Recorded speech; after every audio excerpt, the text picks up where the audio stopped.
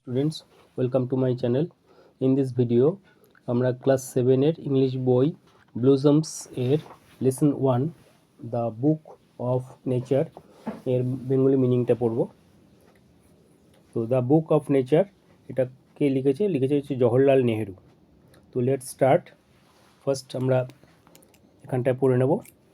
তো পণ্ডিত জওহরলাল নেহেরু ওয়াজ a great freedom fighter.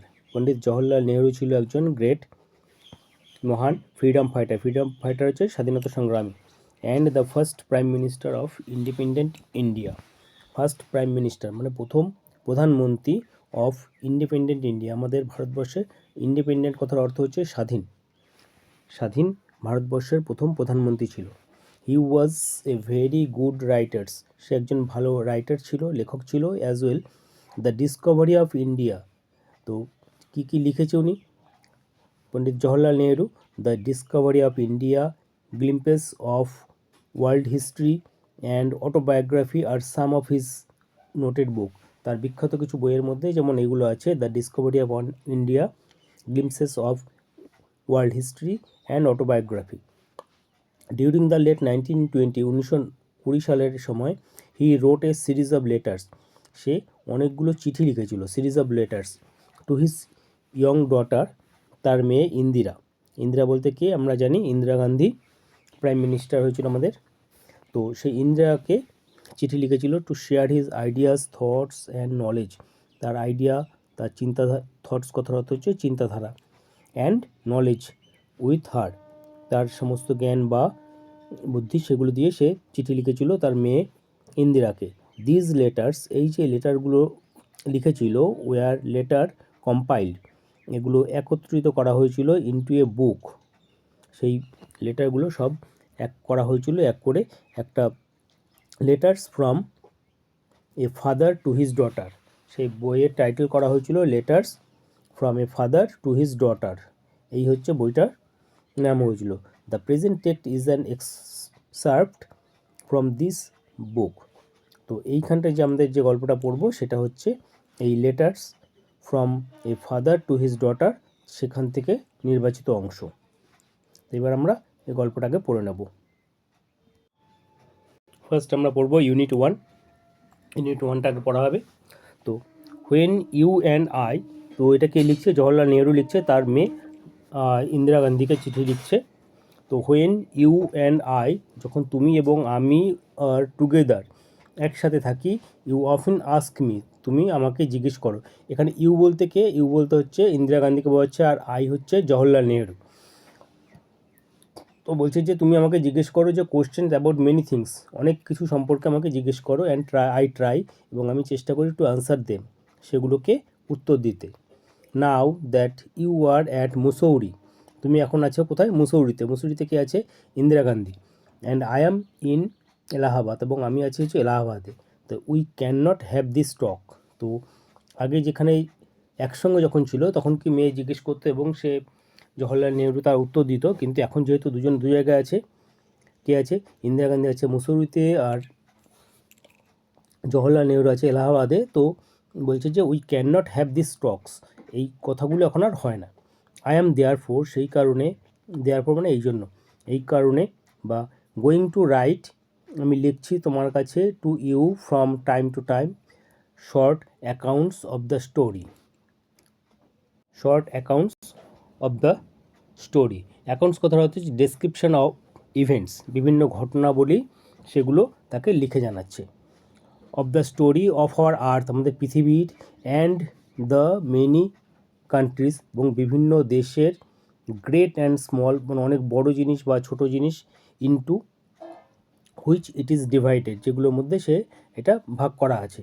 You have read a little about English history, you have read, তুমি পড়েছো, এ little about মানে সামান্য কিছু, ইংলিশ হিস্ট্রি, ইংরেজদের ইতিহাস, অ্যান্ড ইন্ডিয়ান হিস্ট্রি, ভারতের ইতিহাস, ইংল্যান্ডের ইতিহাস এবং ভারতের ইতিহাস সম্পর্কে পড়েছো। But England is only a little island, কিন্তু ইংল্যান্ড হচ্ছে একটা ছোট্ট আইল্যান্ড। অ্যান্ড ইন্ডিয়া দো এ বিগ কান্ট্রি, ইন্ডিয়া হচ্ছে কি? ইন্ডিয়া দো এ বিগ কান্ট্রি, ইন্ডিয়া হচ্ছে একটা বড় দেশ, is only a small part of the earth surface, earth surface, surface মানে কি উপরের অংশ, পৃথিবীর উপরের অংশ বা ভূমি সমতল অংশ যেটা, সেটাকে বলছে সারফেস। তো এই বড় কান্ট্রি আমাদের ইন্ডিয়া হচ্ছে is only a small part of the earth surface, earth সারফেসের একটা সামান্য অংশ। If we want to know something, if we want যদি আমরা চাই, টু নো সামথিং আমরা কিছু জানতে চাই, about the story of this world, এই যে পৃথিবীর স্টোরি সম্পর্কে যদি জানতে চাই, of hours, we must think of all the countries, আমাদের চিন্তা করতে হবে কি সমস্ত কান্ট্রির কথা চিন্তা করতে হবে, সমস্ত দেশের কথা, অ্যান্ড অল দ্য পিপল, সমস্ত লোকজন মানুষ, দ্যাট হ্যাভ ইনহ্যাবিটেড কথার অর্থ হচ্ছে লিভড ইন দিস প্লেস, তো এই সে পৃথিবীতে যে সমস্ত লোক বাস করছে তাদের কথাও জানতে হবে। It is not merely of one little country, এটা শুধুমাত্র যে মেয়ারলি মানে শুধুমাত্র একটা দেশের কথা নয়, where we may have been born, যেখানে আমরা জন্মগ্রহণ করছি শুধুমাত্র সেই তার কথাই নয়, আরও যে বিভিন্ন দেশগুলো আছে সবার কথাই অনেকে জানতে হবে।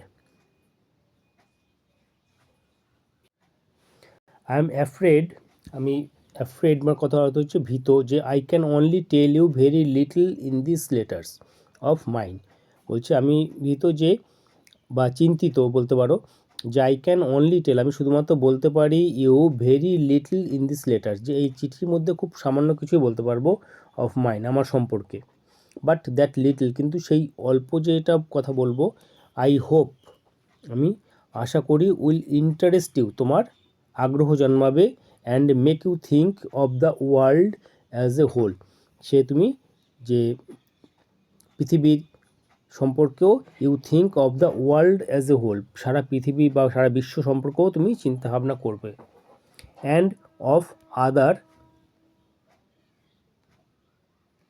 People's in it as our brothers and sisters, এবং আমাদের যে অন্য যেসব লোকেরা আছে তাদেরকেও তুমি ইউ থিঙ্ক যে as our brothers and sister, তাদেরকে ভাই বা এবং বোন হিসাবে ভাববে।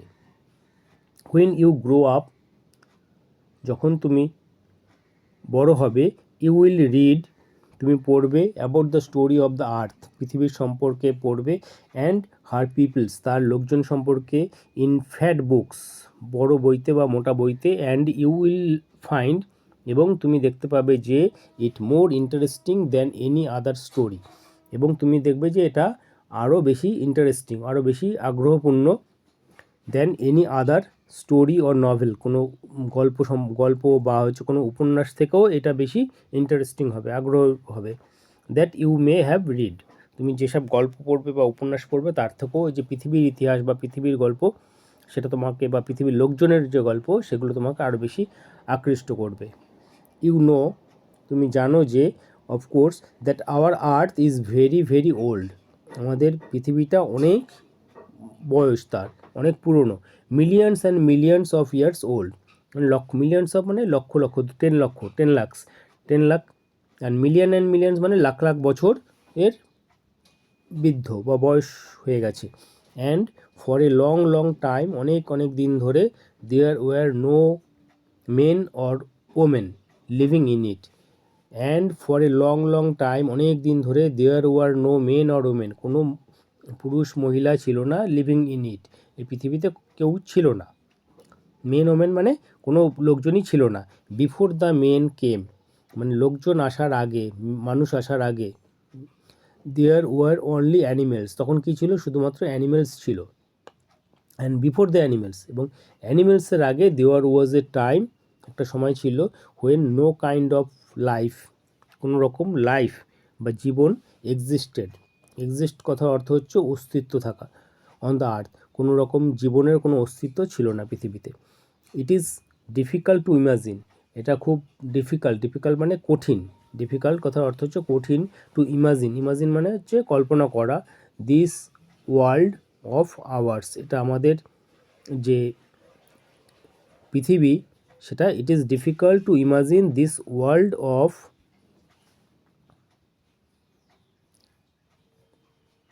Hours which is so full of today, সেটা এখন পুরো ভর্তি আছে, of kinds of animals and men, বিভিন্ন রকম অ্যানিমেলস এবং মানুষ, টু বি উইদাউট দেম, যে এই পৃথিবীটাই একসময় কোনো রকম প্রাণী ছিল না, মানুষ ছিল না, সেই অবস্থায় ছিল, সেটা বিশ্বাস করা খুব কঠিন। But scientist and those who have studied, কিন্তু সায়েন্টিস্টরা, বিজ্ঞানীরা, and those who have studied, সেই সব পিপল যারা স্টাডি করেছে, and thought a great deal about this matters, এই বিষয়ে যারা চিন্তাভাবনা করেছে, টেল আস দ্যাট, আমাদেরকে বলে যে দেয়ার ওয়াজ এ টাইম, যে একটা সময় ছিল, when the earth was too hot, যে পৃথিবীটা ছিল খুব গরম, too hot for any living being, কোনো লিভিং বিং মানে জীবন্ত কোনো প্রাণী বা জীবজন্তুর কাছে সে বেঁচে থাকার জন্য, living being to live on it, এর ওর উপর বেঁচে থাকা একদম অসম্ভবই ছিল। And if we read the books, আমরা যদি এই সমস্ত বইগুলো পড়ি, অ্যান্ড স্টাডি, এবং পড়াশোনা করি, দ্য রক কথা হচ্ছে পাহাড় বা পাথর সম্পর্কে, অ্যান্ড দ্য ফসিলস কথার অর্থ হচ্ছে জীবাশ্ম, বাংলায় যেটা বলে হচ্ছে ফসিলস হচ্ছে জীবাশ্ম, যেটা কোনো প্রাণী বা উদ্ভিদ হতে পারে, মাটির উপর বা পাথরের উপর চাপা পড়ে যায়, বছরের পর বছর, লক্ষ লক্ষ বছর ধরে থাকলে তার একটা ছাপ পড়ে যায়, সেইটাই হচ্ছে fossils. The remains of old animals, পুরনো কোনো প্রাণী বা উদ্ভিদ, তাদের যে রিমেইন্সগুলো থাকছে সেইটা হচ্ছে fossils. We can our self see, আমরা দেখতে পারি যে that this must have been so, যে এটা এইরকমই ছিল, যে পুরনো প্রাণীগুলো কেমন ছিল সেই সম্পর্ক আমরা জানতে পারি। তো এখানটা আমাদের unit 1 of the chapter lesson 1 the book of nature by Jawaharlal Nehru complete হলো এখানটায়। তো এখানটায় ওয়ার্ড নেক্সট বলছে কী কী ওয়ার্ডগুলো আছে, একটা দেখো যাবে অ্যাকাউন্টস কথা হচ্ছে ডেসক্রিপশন অফ ইভেন্টস, কোনো ঘটনার যে বর্ণনা সেটাকে বলছে অ্যাকাউন্টস। ইনহ্যাবিটেড কথা অর্থ হচ্ছে লিভড ইন এ প্লেস, কোনো জায়গায় বাস করছিল, যারা বাস করে তাদেরকে বলা হচ্ছে, আর মিলিয়ন হচ্ছে 10, 100, thousands। তো এই হলো আমাদের ইউনিট 1। নেক্সট ভিডিওতে আমরা এর ইউনিট 2টা পড়ব। যারা চ্যানেলে নতুন, চ্যানেলটিকে অবশ্যই সাবস্ক্রাইব করবে, এবং ভিডিওটি ভালো লাগলে অবশ্যই লাইক শেয়ার করবে। Thank you.